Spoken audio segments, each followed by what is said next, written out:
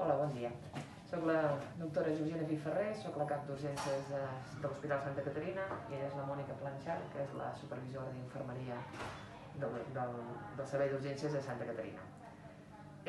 La nostra experiència amb la crisi del Covid, com la resta de l'hospital i la resta dels hospitals, va ser el primer impacte.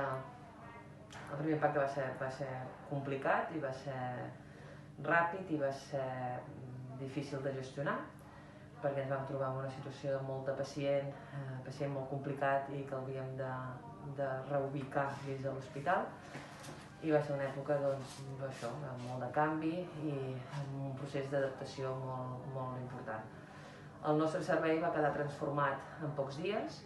Normalment treballem al servei d'urgències i el que va passar va ser que el nostre servei d'urgències, la meitat física del servei, es va haver de convertir en una UCI i nosaltres vam passar a treballar entre el servei d'urgència i un nou espai de l'hospital, que era l'hospital de dia, i allà el vam transformar també en un servei d'urgències pels malalts Covid, que també el vam acabar compartint en una zona de pacient semicrític, que era aquest tipus de pacient que no havia d'entrar a la UCI, però que necessitava unes cures especials i la ventilació mecànica no invasiva.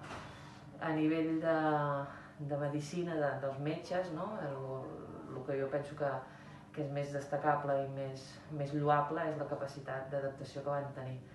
Passàvem de canviar protocols contínuament, a treballar en espais diferents, compartir espais amb metges que normalment no compartíem, amb la UCI, amb la pneumologia, lloar també la resta de l'hospital per la capacitat de treball, capacitat d'adaptació, capacitat de sacrifici que va tenir tothom.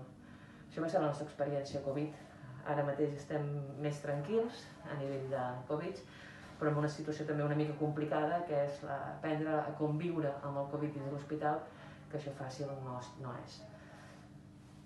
Penso que una cosa molt remarcable de l'urgència és la part d'infermeria. L'infermeria sí que ha fet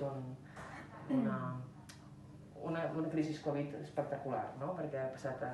Sí, les infermeres, el que deies tu, que la capacitat d'adaptació que han tingut ha estat brutal i és d'admirar, perquè els hi va canviar les urgències i la manera de treballar d'un dia per l'altre.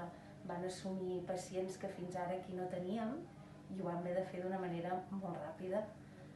I la veritat és que sí, que va ser difícil al principi i va ser molt dur perquè era com una mica la novetat i l'expectativa de què et podies trobar, què podia venir.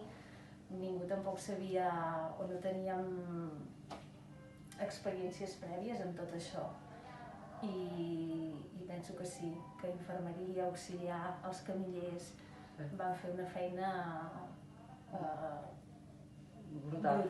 Jo penso que la part d'infermeria auxiliars d'urgències són el grup que ha vist tot tipus de pacient Covid, des del més lleu, que podia entrar per la porta d'urgències, una mica més complicat, que podia estar en una urgència, el pacient semicrític, que és el BDI, que també portava a la infermeria d'urgències, fins al pacient més crític, la UCI, que també el va portar.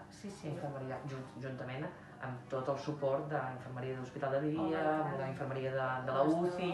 Lògicament tot això és feina absolutament compartida, perquè no hi havia cap servei que funcionés sol aquest temps. No, Tots ens vam entrellaçar molt. Que el treball en equip va ser molt important, és veritat. Sí, no ens hauríem sortit.